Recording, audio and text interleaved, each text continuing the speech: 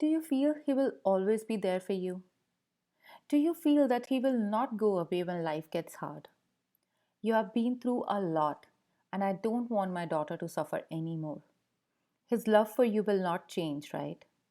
After processing her happiness that night, the night I told my family that I had found someone, the very next morning was followed by all these exact questions from my mom, even before we had our good morning hugs.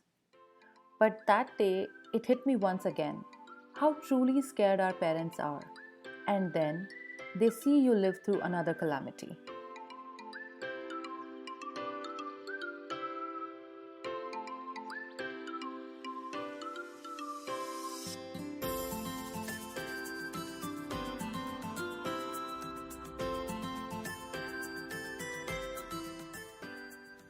Hello, my amazing listeners. First of all, thank you for all your love and support for the podcast and for bearing my singing attempts here and there. Fun fact, I wanted to be a singer, but life had other plans.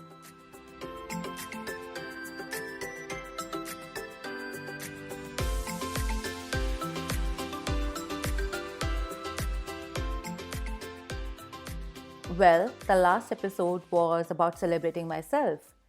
In a world where love is a luxury, I dared to love again. Overcoming all the self doubts I had of maybe I don't know how to do it anymore, etc. etc. This episode is going to be all about stepping into my power. Now, I'll start right from the cliffhanger, the scariest dream. So, I once again had that nightmare where I was looking for Mr. K in my dreams. I was profusely crying. I was going from place to place, one person to another, screaming his name, asking about him, but nothing.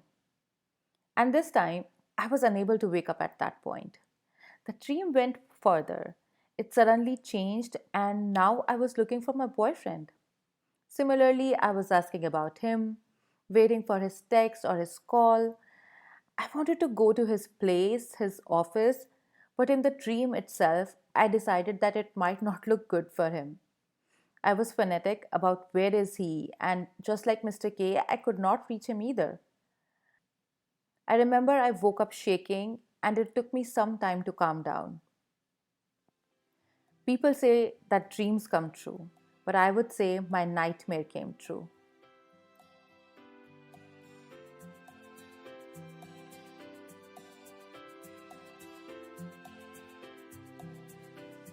You have seen poets, writers, and people in general often talk about the secret sauce of what and how love should be.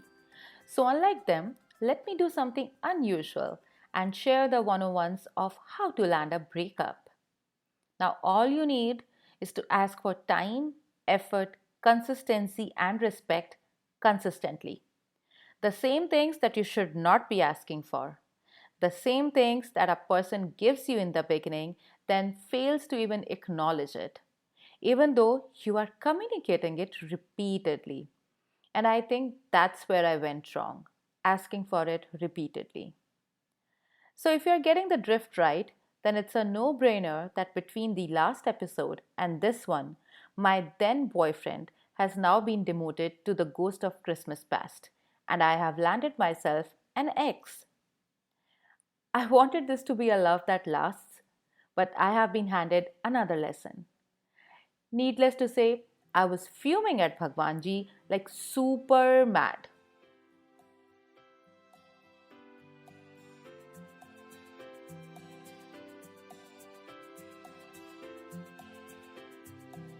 Although I'm still recovering from a dry eye condition, the screen time due to my work and crying don't particularly go hand in hand, but something good also came out of it. I did learn a lot. I finally learned the medical systems in the US, which is very different from India. I learned how beneficial tretinoin is for your skin. Check with your doctors before you take my word for it. I learned about all the current dating terms: love bombing, gaslighting, shrekking, breadcrumbing, future faking, the infamous red flags and green flags, attachment styles in a relationship, avoidant, anxious, secure, and whatnot, the planetary alignments. My phone was obviously a silent observer in this because I learned a lot about tarot cards through my social media feed. Ace of Cups and Seven of Wands, angel numbers almost became my whole personality. And most importantly, I learned how confused people are about love. There is no such thing as I loved you yesterday and today I don't. That, my dear friend, was seasonal flu, not love to begin with. You either love someone or you don't. Love is a feeling and it cannot be toggled on or off. I said what I said and I won't take it back ever. I'm an old school romantic. Of all the things in the world, loving someone is the most simplest thing. We can be hard on ourselves when it comes to self love, but our parents loved the sheer idea of having us. Even before they saw us, they fell for us. Same goes for our relationship with our siblings, our friends, aka our chosen family.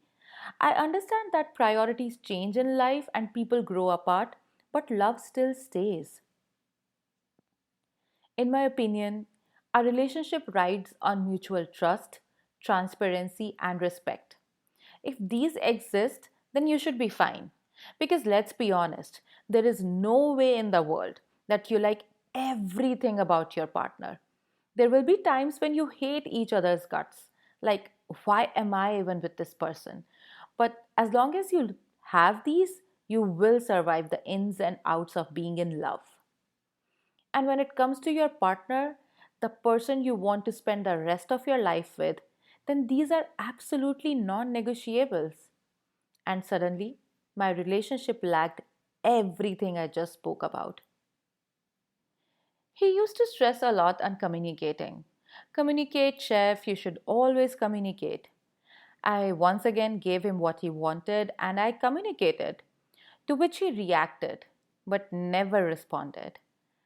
Suddenly, he was incapable of responding to anything I said, was so avoidant that in the end, running away felt safer than seeing me once. And if not for anything else, then at least to close the chapter as decently as we could have. And if not me, then giving whatever we had the respect it deserved.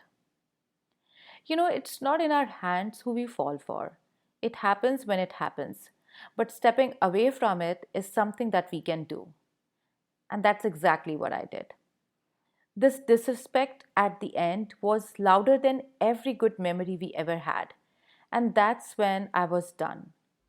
In the end, I did not know who that man was. And that's scary.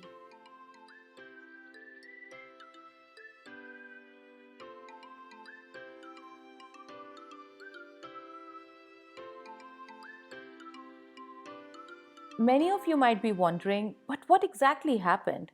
Why did he change? And honestly, I was wondering the same. Because I never got closure from him. I gave myself the closure. The lack of respect was closure. Lack of effort was closure. So, as I handed myself the breakup, deleted all the memories we made, and broke any digital connections we have had, I can tell you what I know and how I made my peace. For starters, I asked for his time, to which he used to say that he has numerous responsibilities at home, friends, family, and cousins.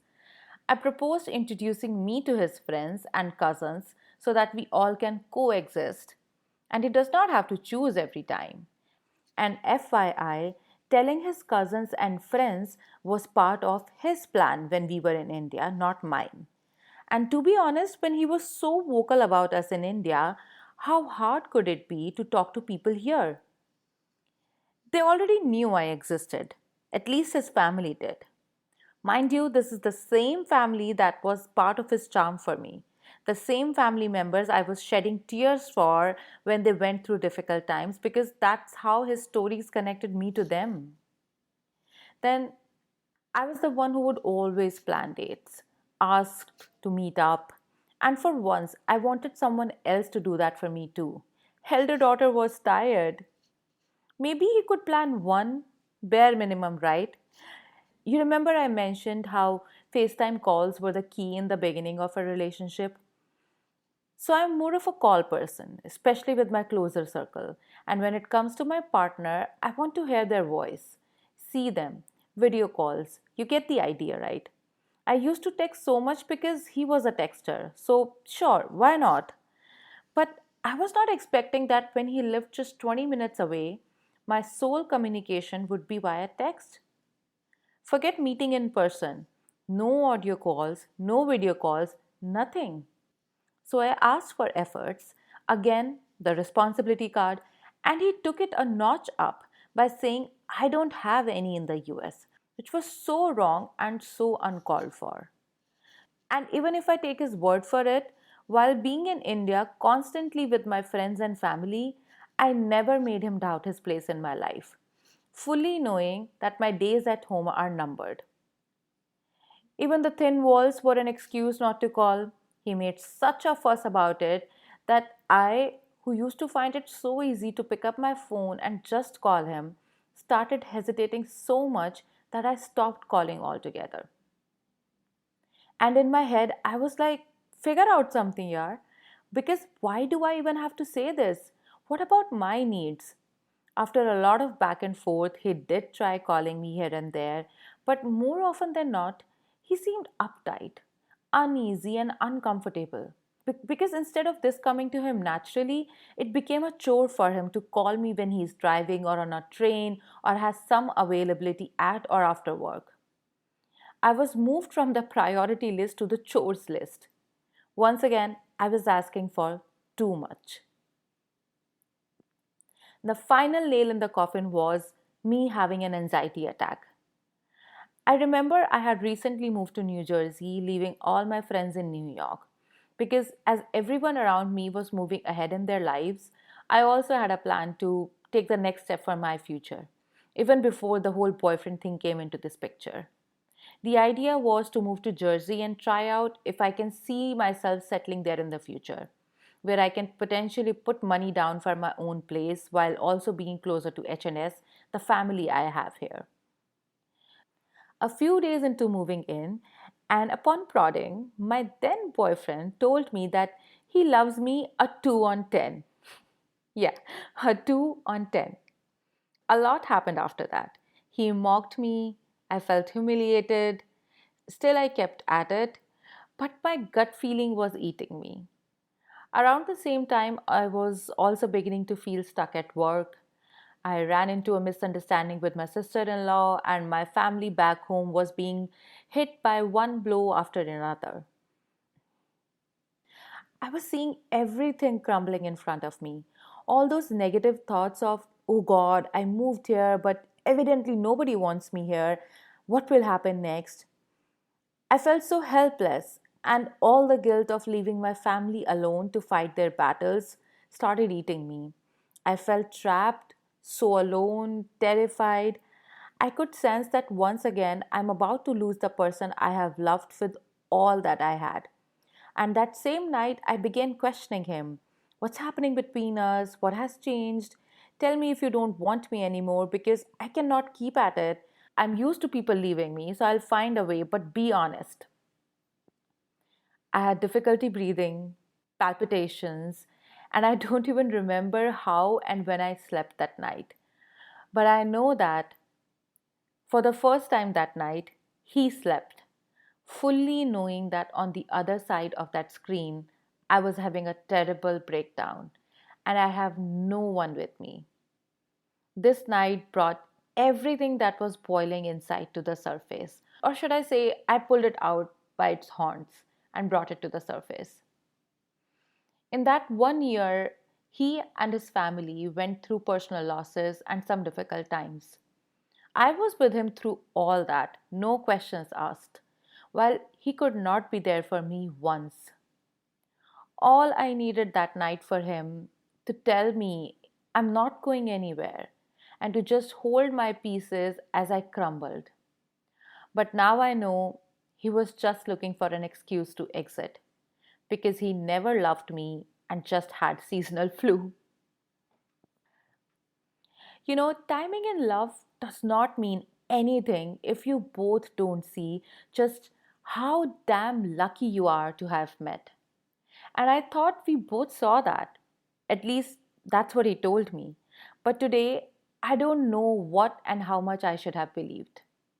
I was well acquainted with the pain of losing loved ones. Until date, to be honest, if I get an idea of Mr. K's whereabouts, I will go to the end of the world to find him. And then here is this man who kicked me to the curb in a split second. I just could not believe it. For a person who kept saying that it took me years to find you, it did not take him longer than a heartbeat to drop the ball on me, to discard me. This was the same man who had already asked me twice to marry him, who had in depth wedding planning discussions with me, who was talking about it even 2 weeks earlier. This happened, and now wanted nothing with me. I remember apologizing for the anxiety attack I had, where he was also a key contributor, mind you, literally begging him for one more chance. Realizing months later that I gave him so many without him ever asking for it and without holding any grudges. Isn't that how it is when you love someone?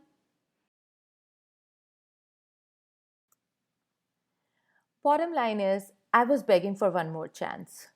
For him to see me once, for us to sort this out, as according to me, this was just a bump. And anxiety attacks, really, anyone can have an anxiety attack. Next thing we know, he could have an anxiety attack as well. And there would be so many challenges when we would do life together. In the end, I was just a girl standing in front of a boy, asking him to choose her once more.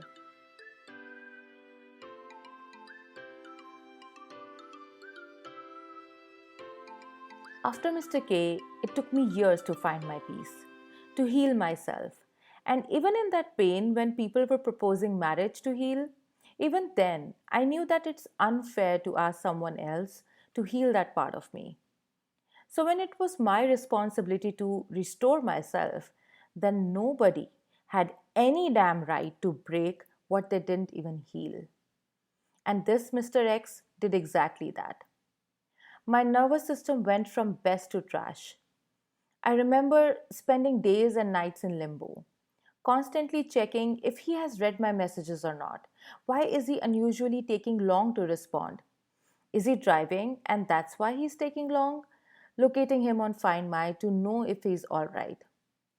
My old apartment had the view of driveway, so you can see whenever a car pulled in. I'm such a hopeless romantic that for weeks I longed for him to show up once. I knew we could fix it, we could bounce back from this. But as they say, that your I want to make this work needs to meet their I too want to make this work. My biggest mistake was not falling for him. Nope. It was thinking that maybe he fell for me too. In the months to come, I realized more than he ever loved himself or his life in the US, he loved his checklist, according to which the next step was for him to get married. And I cross checked everything on his checklist for a partner, so he loved that list, not me. He loved the idea of being in love rather than having the maturity to understand that love needs effort. He confused his seasonal flu as being in love with me. He never loved me. And his choosing to stay when it was convenient, his immaturity, his confusion, his lack of clarity not only cost me a relationship, but my ability to trust anyone. I started distancing myself from everyone around me. I spent 2 months like this, and I understood that he lacked a backbone, so it has to be me who has to cut all the cords, and I did that.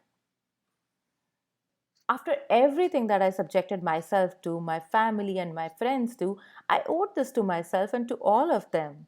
Forget love, the least I deserve is respect.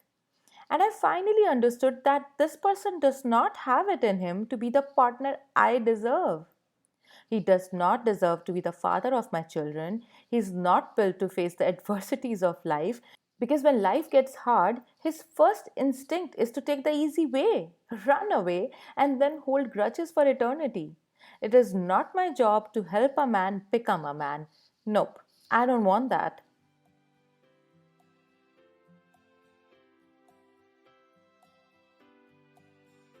He wanted real love. my raw, unfiltered, imperfect version until it became too much for him and it demanded accountability from him. Then suddenly, comfort started to feel like a better option. Maybe, yes, I am too much. Maybe I am high maintenance. I overthink, I'm flawed, I'm imperfect. But one day, when I find the right one, I will be just enough for someone. Until then, and even after that, I will keep choosing myself and for sure over someone who cannot love themselves to even begin with.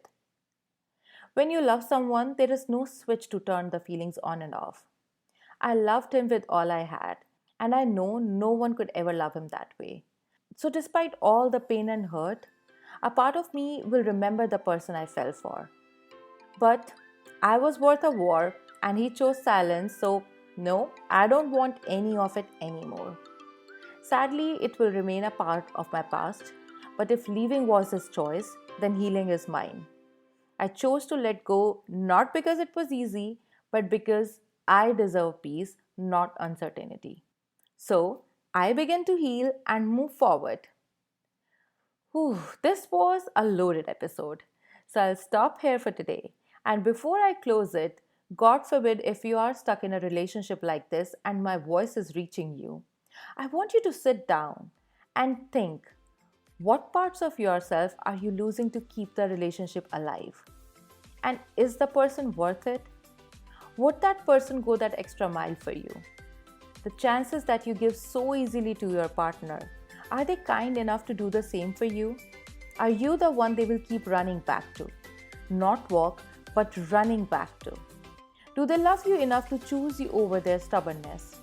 This should give answers to all your predicaments. Loving someone does not mean staying at the cost of losing yourself. I will leave you with that thought as I prepare to share the light that found me at the end of this tunnel and helped me heal, shine, and bloom once again. Podcasts heavily rely on word of mouth, so please share it with your friends, subscribe, and keep sharing your feedback. Feel free to share your stories and ask any questions. Until then, it's me, Shapali, your host, saying bye bye.